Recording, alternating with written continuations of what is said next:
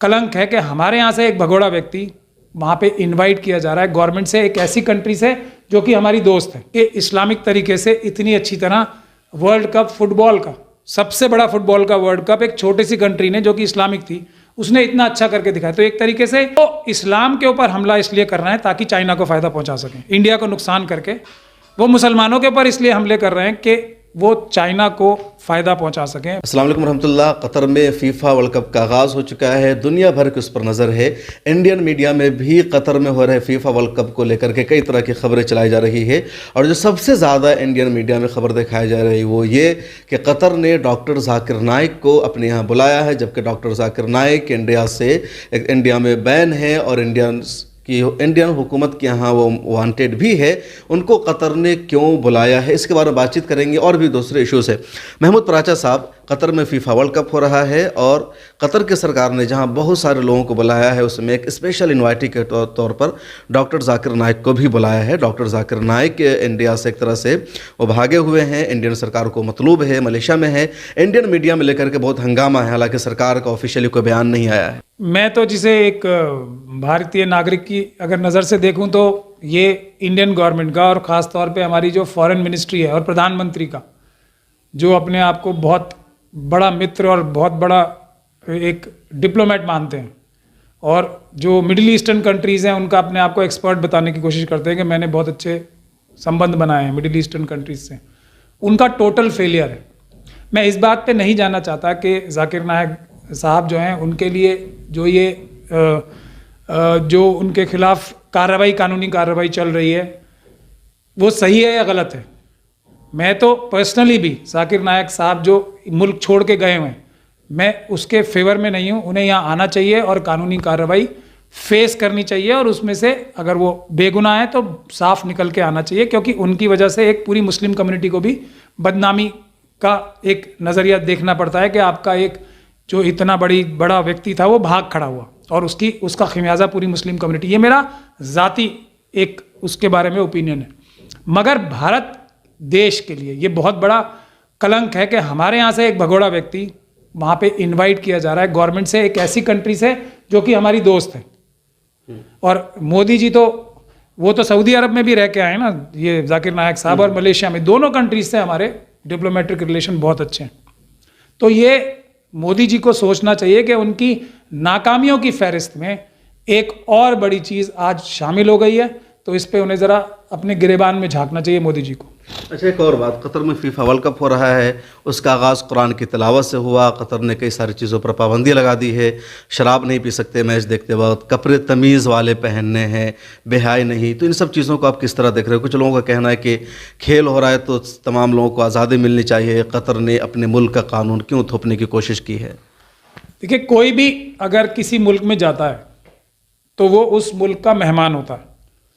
मेहमान नवाजी अपने तौर तरीके से, अपने रिवायत से, अपने मजहबी अंदाज से ही की जा सकती है। मेहमान नवाजी में अगर मैं शराब नहीं पीता तो आपको शराब परोस भी नहीं पाऊंगा। ये अगर आपको मेरी मेहमान नवाजी पसंद है, जब भी तो आप, मेज़बानी मेरी पसंद है तो आप आए हैं। लोग तो पैसे दे के आते हैं ना, कोई फ्री में तो फुटबॉल देख नहीं सकता है, बहुत कीमती इसके टिकट्स भी होते हैं, और फिर इतनी दूर से चल के आते हैं। तो अब मेज़बान कंट्री के हिसाब से ही चलना पड़ेगा। और अब देखने वाली बात यह है कि इसमें जो मनुवादी मानसिकता के लोग हैं, जो ज़ायनिस्ट ताकतें हैं दुनिया की, वो इसको एक अलग एंगल देने की कोशिश तो कर सकते हैं, लेकिन इसका बुनियादी टेस्ट, जैसा मैं बोलता हूँ ना, test of the pudding is in eating. हाथ कंगन को आरसी क्या, पढ़े लिखे को फारसी क्या। सवाल टेस्ट ये है कि जो दर्शक हैं वो क्या कम हुए हैं वहाँ पे, या स्टेडियम ठसाठस भरे हुए हैं? भरे हुए हैं ना, तो देखने वाले खुश और जो मेहमान नवाजी करने वाले खुश।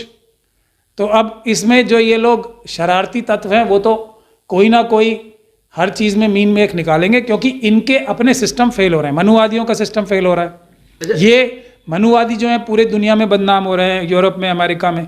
दूसरी तरीके से ज़ायनिस्ट फोर्सेस भी एक तरह से एक्सपोज हो रही हैं कि इतना बड़ा फंक्शन हो रहा है, चाहे पूरी तरीके से इस्लामिक तरीके से नहीं, लेकिन काफ़ी हद तक इस्लामिक तरीके से हो रहा है। तो ये ज़ायनिस्ट फोर्सेस को और मनुवादी ताकतों को, और जो एक तरह से ये दोनों ताकतें हैं, उनको एक बड़ा धक्का है। उनको तकलीफ होना इस बात का सबूत है कि ये कोई अच्छा काम हो रहा है। हाँ, अगर लोग इसका बायकॉट कर रहे होते, लोग स्टेडियम खाली होते, या इससे पूरी दुनिया में लोग फुटबॉल नहीं देख रहे होते।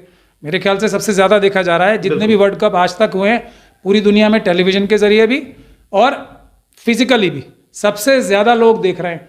तो जो तकरीब है वो तो बहुत ज़्यादा कामयाब है, जो हसद कर रहे हैं उनके पेट में दर्द है, तो इससे तो हमें सबको खुश होना चाहिए। अच्छा, इंडियन मीडिया क्यों परेशान है? इंडियन मीडिया में लगातार कतर के खिलाफ खबरें चल रही है, तरह तरह के एलिगेशन लगाए जा रहे हैं। देखिए, जो मनुवादी हमारे यहाँ की जो ख़ास तौर पे मनुवादी मानसिकता के गुजराती बिजनेसमैन है ना, वो चाइना से पूरी तरीके से हाथ मिला चुके हैं और चाइना के साथ मिलके इंडिया को नुकसान पहुंचा रहे हैं। और इंडिया का जो एक एंटी मुस्लिम जो रिएक्शन सरकारों की तरफ से आ रहा है या यहाँ की पूरी मनुवादी व्यवस्था की तरफ से आ रहा है, वो उस साजिश का एक बड़ा हिस्सा है। वो इस्लाम के ऊपर हमला इसलिए कर रहे हैं ताकि चाइना को फ़ायदा पहुंचा सकें, इंडिया को नुकसान करके। वो मुसलमानों के ऊपर इसलिए हमले कर रहे हैं कि वो चाइना को फ़ायदा पहुंचा सकें, पाकिस्तान को फ़ायदा पहुंचा सकें।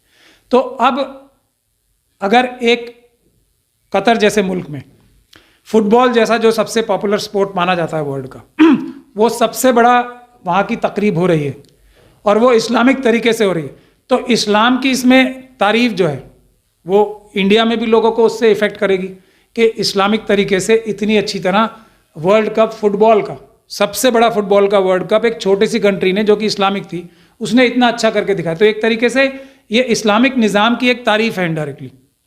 तो वो तो मनुवादी के जो चाइनीज़ बॉसेज हैं वो तो उन्हें कह रहे होंगे भाई ये तो इंडिया में भी इससे और क्या पूरी दुनिया में इस्लाम की छवि सुधर रही है और हमें तो बाकी जगह से तो मतलब नहीं है, लेकिन इंडिया में अगर मुसलमानों के लिए लोगों की खुशनुदी बढ़ेगी तो हम कैसे यहाँ पे तोड़ फोड़ कराएंगे, कैसे इंडिया को कमज़ोर रखेंगे।